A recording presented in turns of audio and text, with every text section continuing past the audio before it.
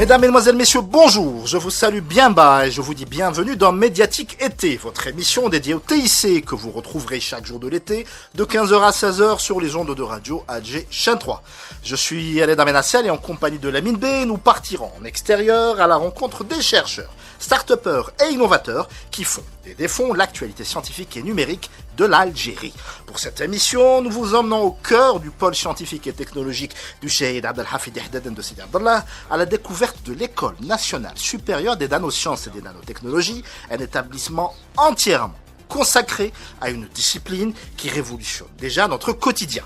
Tout cela et bien d'autres choses encore, c'est dans Médiatique Été, l'émission qui vous emmène à la découverte de la Terra Numérica juste après ceci.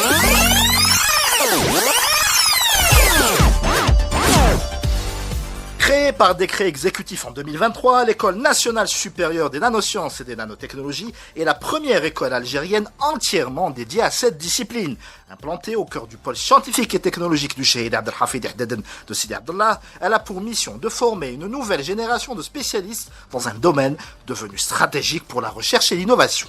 À l'échelle du nanomètre, soit 1 milliardième de mètre, les propriétés de la matière changent complètement. C'est ce qui permet aujourd'hui d'imaginer de nouveaux matériaux, de nouvelles applications médicales, des composants électroniques toujours plus performants ou encore des solutions inédites pour l'industrie et l'énergie. Sous un soleil de plomb, c'est le professeur Reda Atallah qui nous accueille sur le parvis de l'établissement.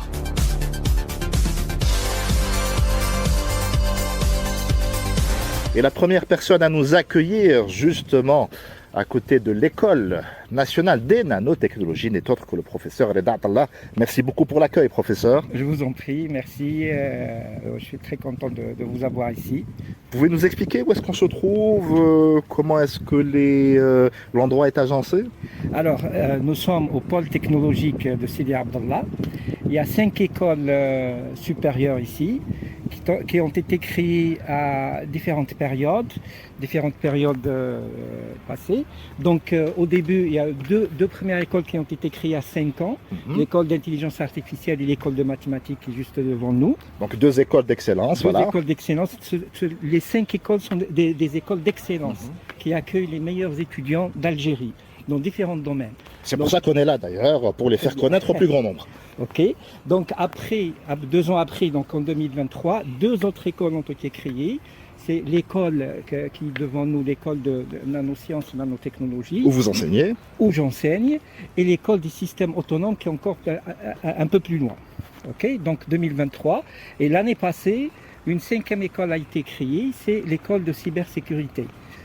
D'accord, elle est aussi sur le site. Donc on a 5 écoles d'excellence. La première promotion, ça va avoir lieu cette année, fin juin. C'est la première promotion de l'école d'intelligence artificielle et de mathématiques qui ont été créés les premiers. Et c'est une excellente idée. Dans tous les pays développés, il y a des écoles et des universités d'excellence. Donc accueillir les meilleurs étudiants d'Algérie, leur offrir les meilleures conditions et les encourager dans des filières stratégiques telles que nanotechnologie, l'intelligence artificielle, etc. Tout le monde connaît maintenant l'importance de l'intelligence artificielle. Avoir une école, c'est vraiment extraordinaire. C'est un minimum vital pour un pays comme le nôtre. C'est un minimum vital, oui, c'est un minimum vital. Donc c'est une excellente idée. Là, on se trouve devant la façade donc, de l'École nationale des nanotechnologies et des nanosciences. On y enseigne quoi? On y apprend quoi? D'abord, il faut savoir que l'enseignement supérieur en Algérie est divisé en 14 domaines. D'accord. Donc cette école, elle appartient au domaine sciences et technologies. Ok. Donc on forme des ingénieurs dans le domaine des nanosciences et nanotechnologies. Alors qu'est-ce que c'est pour un profane, pour un auditeur de l'émission qui ne serait pas forcément spécialiste? D'accord. Alors la matière à l'échelle nanométrique, il faut déjà comprendre le terme nano. Nano, c'est 1 milliardième du mètre. C'est infiniment petit. Voilà. Infiniment petit. La matière à l'échelle du nano, elle a des propriétés différentes de l'échelle de la matière à l'échelle humaine. Elle se comporte différemment. Par exemple, avec les nanoparticules, on peut avoir, par exemple, des matériaux plus légers que l'aluminium, mais plus durs que l'acier, par exemple. Ce qui est contre-intuitif. Exactement. Donc on va profiter des propriétés de la matière à l'échelle nanométrique pour former des objets, des puces de nanoélectronique, des devices, nano-devices, etc., qui vont répondre à certains problèmes industriels, etc. Et les applications sont énormes. Ça va de la médecine, Exact. évidemment, à la Exact. mécanique de précision. L'environnement, l'énergie, partout, les techniques nucléaires. On peut tout améliorer avec les nanomatériaux. Et où se situe justement notre pays dans cette course? Parce que c'est une course à la technologie, on ne va pas se mentir. Oui, c'est une course. C'est-à-dire, ça c'est le début. On est en train de former le potentiel humain qui, demain, formera. On ne forme pas... C'est-à-dire que c'est pas un 100 mètres, c'est un marathon. Voilà. C'est un marathon, donc on est en train de former des ingénieurs, pas uniquement des ingénieurs, on est en train de former des créateurs d'entreprises, des leaders qui vont dans l'avenir développer. Donc nous, on se contente sur le potentiel humain. On est en train de former les futurs ingénieurs de demain.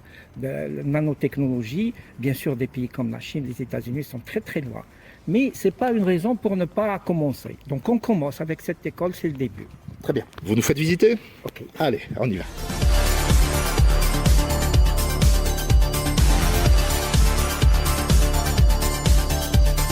On continue donc notre visite de cette école en compagnie du professeur Reda Atallah. Alors vous m'expliquiez en fait les différentes entrées, c'est-à-dire il y a une rentrée, j'allais dire principale, il y en a une autre pour les étudiants, et là vous allez nous montrer celle des enseignants. Alors il y a deux entrées. L'entrée principale, c'est pour accéder à l'auditorium, au centre CDTA, etc. Une autre entrée, là où il y a les parkings des enseignants, et aussi c'est l'entrée des étudiants, parce que toutes les cités universitaires, il y en a 6 qui appartiennent au pôle, là, uniquement aux étudiants du pôle, sont situés de l'autre côté, deuxième entrée. Et donc là, on se trouve entre les deux blocs. Le premier abritant donc l'école nationale supérieure nanosciences et nanotechnologie et l'école de mathématiques supérieures. Qui se font face. Qui sont en face. Et les autres, donc ils sont juxtaposés. Chaque bâtiment abrite une école.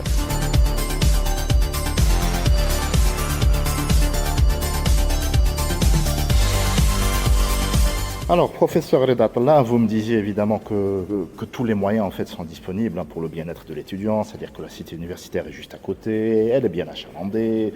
L'Aïberg, j'allais dire, je trouve pas d'équivalent en français. C'est une belle architecture, très très aérée, etc. Mais évidemment, votre principal challenge en tant qu'enseignant, en tant que chercheur, c'est de retenir cette matière grise. Parce que c'est un peu dommage de leur donner tant de moyens, de mettre tant de compétences professionnelles et universitaires à leur disposition pour qu'au final, ce soit notre pays qui profite de tout ce savoir accumulé. Oui, tout à fait. Donc, former de bons étudiants, c'est très bien. Encore faut-il les garder après. Ça, c'est le principal challenge pour les responsables de l'école, pour la tutelle, pour le ministère. Vous en discutez entre vous, sans tabou, sans langue de bois? Il n'y a pas de tabou. Donc, il faut essayer de retenir les étudiants, mais leur offrir quelque chose qui va les attirer, c'est-à-dire des débouchés industriels ou créer des entreprises, etc. Donc, par exemple, on leur enseigne l'entrepreneuriat, justement dans le but que les étudiants apprennent à créer des entreprises. Moi, je leur dis, si 10% des étudiants créent des entreprises, on est gagnant. C'est un bon rendement. C'est un bon rendement. S'ils arrivent à créer leur propre boulot au lieu de... parce que il faut pas se mentir. On n'a pas une industrie développée dans le domaine des nanotechnologies. Donc c'est susceptible d'absorber toute cette masse. Exactement. Il y a aussi les centres de recherche. On a un centre qui va absorber une partie des étudiants. Le centre de recherche en nanosciences, qui est dans le même bâtiment, lui a été développé dans ce sens. Absorber un petit peu une partie des étudiants sortants dans 2 ans, Inch'Allah. Vous êtes optimiste? Oui, il faut. Si l'optimisme, si on n'est pas optimiste, on part. Non, je suis optimiste. Il faut être réaliste. On ne va pas récupérer 100% des étudiants, mais récupérer une bonne partie après l'ingénierat, 10, 20, 30%, c'est déjà bien. Il faut commencer comme ça et continuer.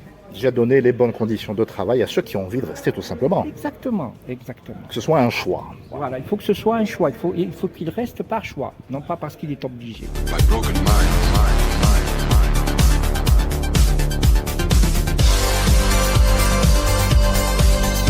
Alors, vous me disiez, professeur, que l'avenir, c'est la pluridisciplinarité. Déjà, chapeau pour avoir placé ce mot dans une conversation courante. Oui, les nanosciences et les nanotechnologies sont par excellence un domaine pluridisciplinaire. Donc, il fait appel aux physiciens, aux chimistes. Il y a des physiciens ici, on a des chimistes, des biologistes, des mathématiciens, des électroniciens et des spécialistes de l'informatique. Donc, c'est transversal. C'est vraiment transversal. Donc c'est ça l'avenir. L'avenir, c'est les problèmes dans l'avenir, ils feront appel à plusieurs spécialistes, pas un seul. Donc se cantonner dans une spécialité, pour les jeunes de maintenant, c'est pas une bonne idée. Il faut s'ouvrir sur plusieurs. Il faut être un couteau suisse. Exactement, exactement, parce que les problèmes sont de plus en plus complexes dans l'industrie. Donc, ça permet plus d'adaptabilité, ça permet de répondre aux besoins qui sont très très très différents. Exact, et dans ce sens, donc les étudiants de cette école, on les forme, ils ont des cours de chimie, de physique, de maths, de biologie, d'intelligence artificielle, d'entrepreneuriat. Donc la formation, elle est complète. On essaye de combler tous les trous possibles. Et avec finalité, c'est l'industrie. C'est des applications pratiques sur le terrain. Des applications pratiques sur le terrain, pas forcément la recherche.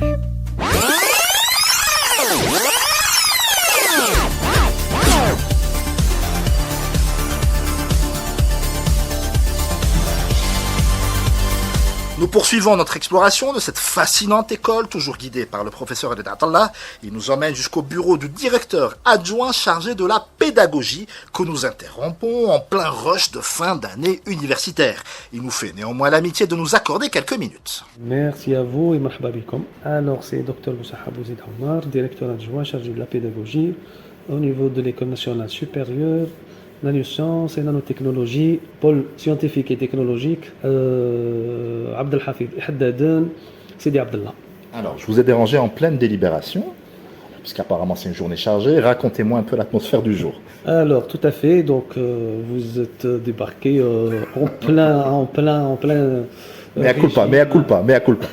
Mais en plein régime. Donc, d'ailleurs, aujourd'hui, on a programmé les délibérations de la fin de l'année.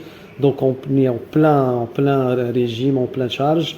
Ça se déroule comment au quotidien pour quelqu'un qui ne connaîtrait pas l'école? Tout à fait. Donc nous à l'école on accueille, on va dire l'élite. Donc c'est les étudiants qui viennent avec une mention très bien, excellent. Donc c'est une moyenne qui approche 18 sur 20 au bac. Et donc ce sont des étudiants qui méritent une prise en charge un peu particulière. Et donc, le régime à l'école, il est très, très, très avancé. Côté enseignement, côté administration, côté ATS, donc tout le monde, il va... donner le meilleur de soi. Tout à fait, le meilleur afin de satisfaire cette élite. Très bien. Vous nous donnez un petit aperçu des filières que vous enseignez ici? Tout à fait, en ce qui concerne les filières assurées par l'école. Donc, comme vous le savez, l'école a été créée en 2023. Donc, cette année, on est à la 3e année. Donc, l'école assure pour le moment l'enseignement pour 2 filières. La première filière est l'électronique et la deuxième filière est génie des matériaux. Et à partir de ces filières-là, ressorti des spécialités. Actuellement, on est à 4 spécialités. Première spécialité, c'est le micro-nano-électronique. Deuxième spécialité, c'est les micro-nano-capteurs et instrumentation pour les nanotech. Troisième spécialité, c'est les nanomatériaux pour les systèmes énergétiques technologiques. Et la 4e spécialité, c'est les techniques membranaires et les nanomatériaux. Professeur Atallah, vous nous expliquez un peu ces spécialités pour un profane? Alors, par exemple, la micro-nano-électronique, c'est un complément à l'électronique. Donc, elle s'occupe, par exemple, des puces à l'échelle nanométrique. Toutes ces spécialités s'intéressent aux nanomatériaux, donc aux particules au niveau nano. Deuxième spécialité, les capteurs. Donc, c'est des capteurs, on les connaît, mais là, on se base sur les micro et nanocapteurs. Donc, c'est les capteurs qui utilisent des particules au niveau nanométrique et les applications très diverses, comme on a dit tout à l'heure. La médecine, etc. Alors, troisième, c'est un peu les nanomatériaux pour l'énergie, les panneaux solaires, par exemple, les batteries. Donc, le but, c'est d'améliorer les performances de ces objets. Hein. Et la quatrième, c'est les nanomatériaux pour les membranes. Les membranes utilisées, par exemple, pour l'eau de mer, transformer l'eau de mer en eau potable. Ça, c'est les techniques membranaires. Très bien. Alors, on parlait tout à l'heure avec le professeur Reda Atallah de comment retenir justement cette élite qui va être excellemment bien formée, qui va avoir des diplômes concurrentiels au niveau continental et pourquoi pas mondial, on l'espère. Mais évidemment, il faut leur donner les moyens et l'envie de rester au pays. C'est dommage de former des personnes aussi formidables pour voir d'autres pays en profiter. Quelle serait la solution d'après vous? Très bien. Donc, parmi les points, j'allais dire, un petit peu forts du pôle, ou un peu particulièrement l'école, c'est qu'à partir de la troisième année, les étudiants commencent à être insérés tout d'abord dans les centres de recherche. Donc, on assure une formation. Notamment ici même. Tout à fait, en partenariat avec les centres de recherche d'excellence qui se trouvent au niveau d'Alger. On cite le CDTA, le CRTSE, CRAPC, donc qui ont une grande expérience dans l'analyse physico-chimique. Ils sont bien équipés en matière d'équipements lourds. Et donc, cette formation est assurée à la fois par les enseignants de l'école et par les chercheurs qualifiés des centres de recherche. Donc, l'étudiant, déjà en troisième année, il a déjà une option et les conditions pour pouvoir rester et s'épanouir. Tout à fait. Il est déjà pris en charge par l'école et le centre de recherche. D'ailleurs, en troisième année, on assure DTP carrément dans les centres de recherche. Ça, c'est en troisième année. À partir de l'année prochaine, Inch'Allah, on compte un petit peu renforcer nos conventions avec le secteur socio-économique. On a déjà entamé la signature de pas mal de conventions, si on cite Condor. Avec le privé. Tout à fait, avec le secteur industriel carrément, justement pour préparer bien à l'avance l'étudiant au secteur socio-économique, qu'il soit des ingénieurs opérationnels. Donc c'est ça un petit peu la vision de l'école. Ça, c'est pour le volet plus professionnel, parce qu'on a sur une formation d'ingénieur. Après, pour la cinquième année, l'école, Inch'Allah, compte à ouvrir des formations doctorales pour un petit peu perfectionner dans le domaine de la nanoscience et nanotechnologie. Vous êtes une start-up avec un concept innovant. Vous avez une actualité liée au TIC que vous aimeriez développer? Rien de plus simple. Il vous suffit de nous écrire sur la page Facebook de l'émission Médiatique-du-6 Alger Champ 3. Médiatique, c'est avant tout votre émission et notre porte vous est toujours ouverte.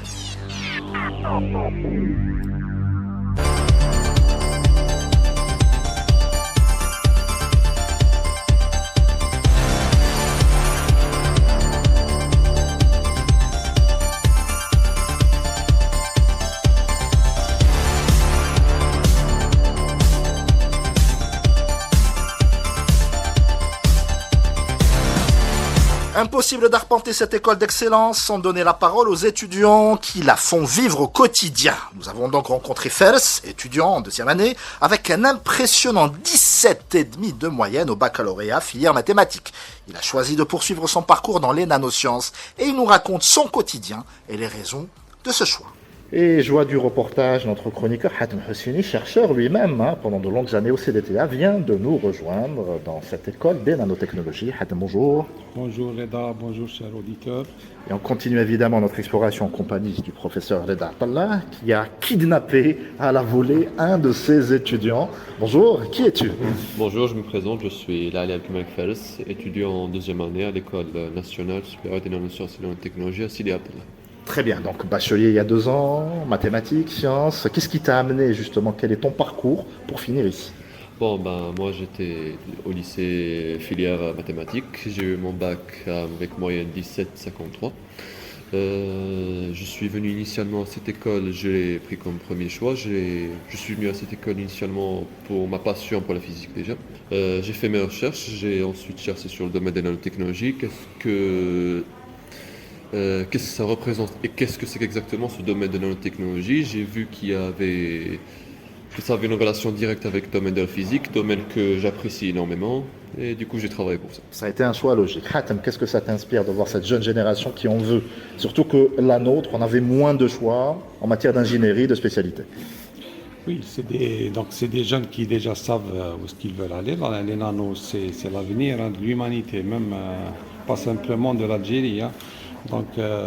Et c'est un très bon choix. Maintenant, la physique, c'est en quelque sorte un domaine de pratique, en quelque sorte de tout ce qui est physique et c'est lié aussi à l'électronique, la microélectronique, les différentes... et quelles sont les motivations en termes de perspective, c'est-à-dire les débouchés. Qu'est-ce que tu veux faire plus tard? Voilà. Bon, en ce qui concerne les débouchés, il y en a plusieurs. En tout cas, il y a plusieurs possibilités, que ce soit finir dans le domaine de la recherche ou littéralement dans le domaine de l'ingénierie. Il y a aussi ceux qui généralement s'orientent vers ouvrir des startups et faire plusieurs projets. Ah, donc la piste entrepreneuriale t'interpelle aussi. En tout cas, il y a plusieurs pistes, mais moi personnellement, je ne me suis pas encore décidé, mais ça m'intéresse de continuer dans la recherche si possible. Je suis déjà quelqu'un qui adore découvrir les choses nouvelles. Lorsqu'il s'agit de physique ou de physique appliquée, Tu ne t'interdis aucune possibilité. voilà, je ne m'interdis aucune possibilité. Professeur Atala, vous êtes fier de votre étudiant? Ah oui. Est-ce que c'est un bon étudiant déjà? C'est l'occasion de grappiller quelques Non, notes. c'est un excellent étudiant. En plus, c'est le représentant de tous les étudiants de deuxième année. Donc, il parle bien, il Absolument. maîtrise la langue, mais aussi il a de très très bonnes notes. Du moins, avec moi, je suis très satisfait de lui.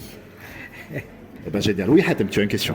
Pour le professeur, justement, quand on voit le titre de l'école, c'est les deux aspects, scientifique et technologique. Et dans les enseignements, comment on peut un petit peu Concilier les deux. concilier les deux, justement? Oui, d'abord l'école appartient au domaine ST, sciences et technologies, donc ils sont obligés de suivre le même programme que toutes les autres universités pour le tronc commun, 2 ans. Ensuite, on bascule, c'est beaucoup plus technologique que nanosciences, ça il faut le dire. Donc l'objectif, c'est former des ingénieurs en nanotechnologie avec un background en nanosciences. D'accord? Donc on essaie, il y a des programmes qui ont été soumis, qui ont été acceptés par la tutelle. Il y a un équilibre entre la pratique et la théorie. Donc on essaie d'avoir un équilibre.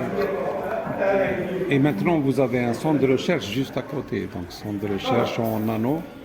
Quelle est la relation Est-ce qu'il y a des passerelles déjà ou alors c'est en construction? Oui, d'abord le centre est indépendant de l'école.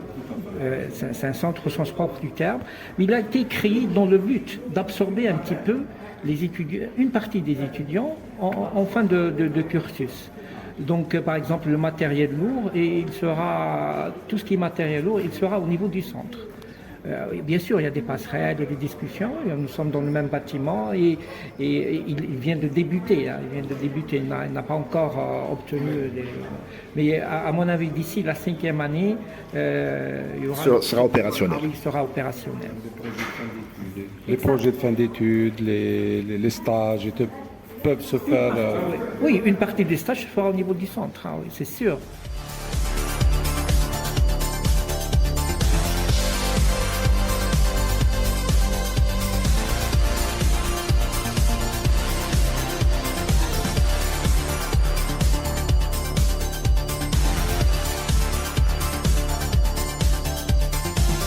Impossible également de parler des applications des nanotechnologies sans évoquer la biologie. C'est justement le domaine de prédilection du professeur Ihdaden que nous retrouvons dans son laboratoire. Un nom qui ne vous est sans doute pas étranger, puisqu'il est le neveu du Cheikh Abdelhafid Ihdaden dont le pôle scientifique et technologique porte aujourd'hui le nom.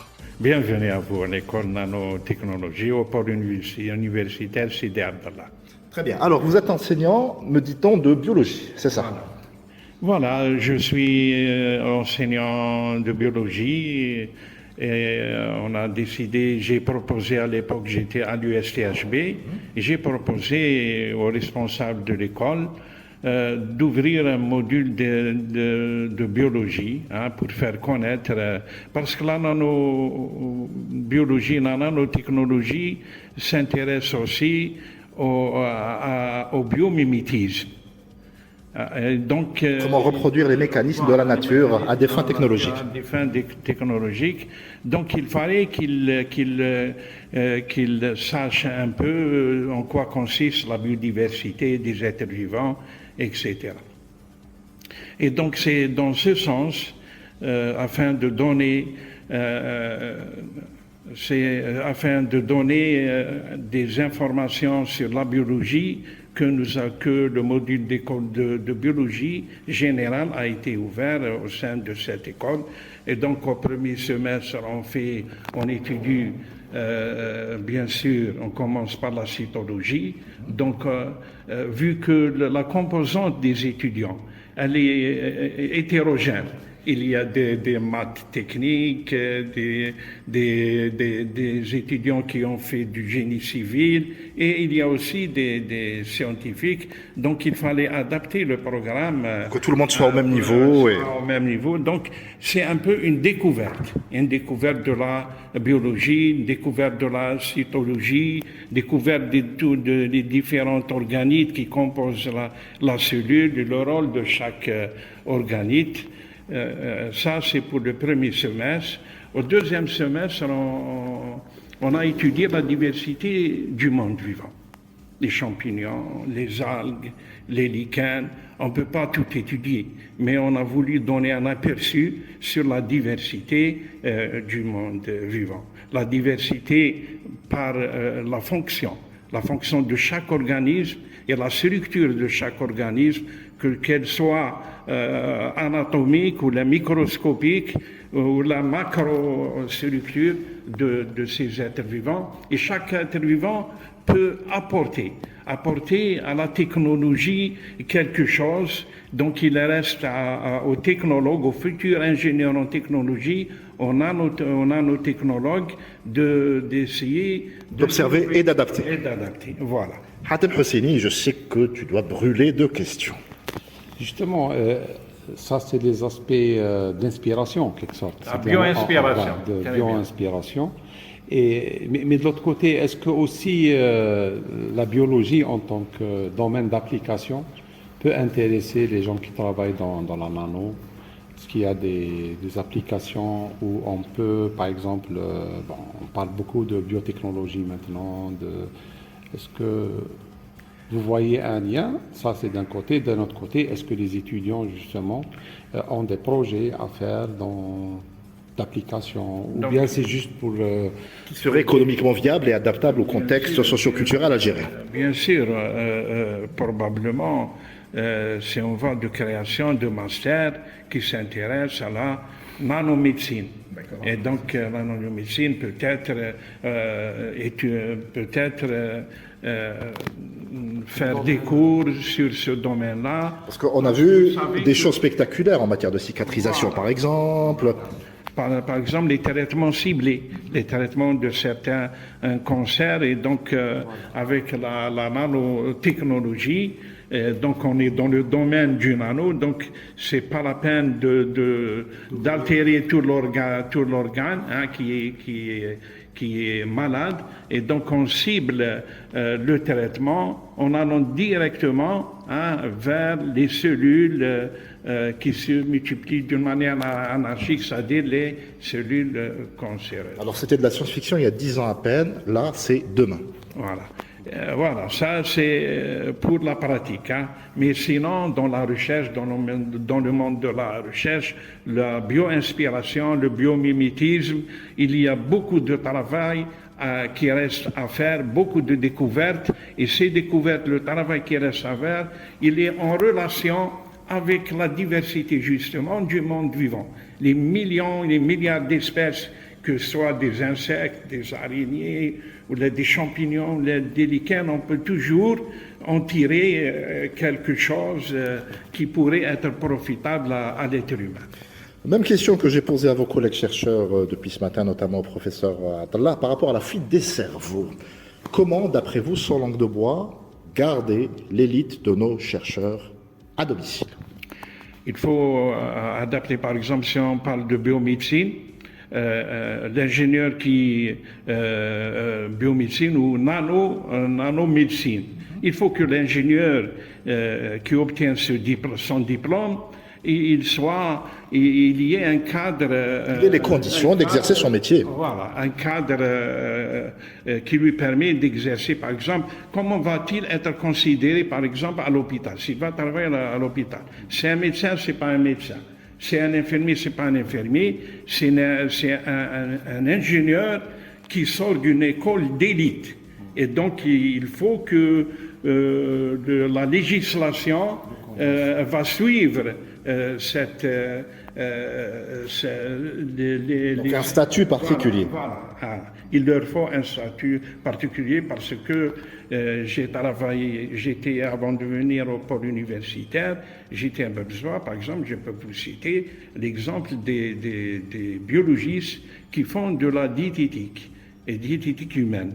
La nutrition et diététique NDH, nutrition et diététique humaine.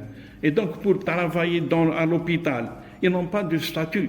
Est-ce qu'ils sont des pharmaciens, non, des médecins, non, donc ils ne sont pas recrutés. Donc, et même pour ouvrir un cabinet, là, ils n'ont pas le droit parce que le statut, le truc administratif, la législation n'a pas suivi les développements récents au sein de l'université.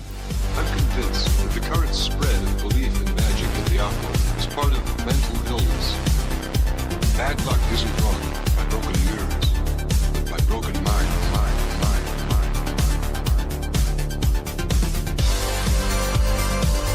Et notre visite s'achève ici. À travers ces grandes écoles, ces laboratoires et ces centres de recherche, le pôle scientifique et technologique du Cheikh Abdelhafid Deden de Sidi Abdallah s'impose peu à peu comme l'un des principaux moteurs de la recherche et de l'innovation en Algérie. Un campus où se prépare dès aujourd'hui une partie des technologies qui façonneront le monde de demain. À très vite.